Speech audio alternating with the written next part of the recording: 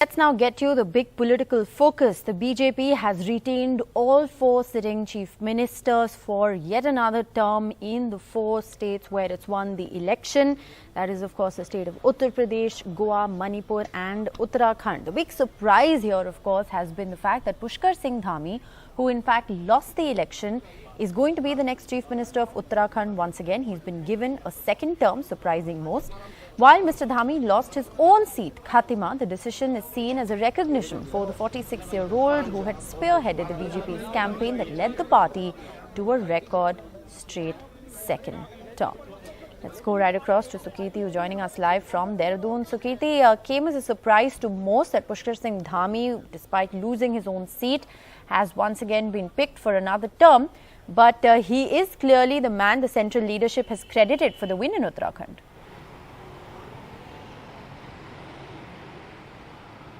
Well, yes. So, of course, because he lost the election, that is what led to this 10 days of suspense over who is going to be the chief minister.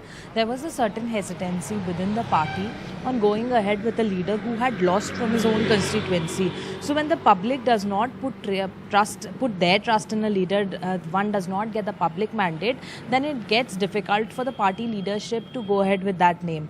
However, there were several factors that worked very strongly in favor of Mr. Pushkar Singh Dhami. The most important of which was the fact that it was seen as the way the campaign went ahead. It was Mr. Dhami who led the entire party over here, and which is what led to this win for the BJP, where they won 47 out of the 70 seats. So it was under his leadership that such a victory was achieved for the first time. The whole anti-incumbency factor in Uttarakhand was overcome, and BJP was able to repeat its term. The other factor was so much support from the local MLAs over here, many of whom even declared after the election results that they are willing to vacate their seats so that a re-election can be done and Mr. Pushkar Singh Dhami can be elected again. Also, this man has been the chief minister only for a period of 7 months. So, ideally, the party wanted to create stability here in Uttarakhand, which has seen several chief ministers changing within a very short span of time.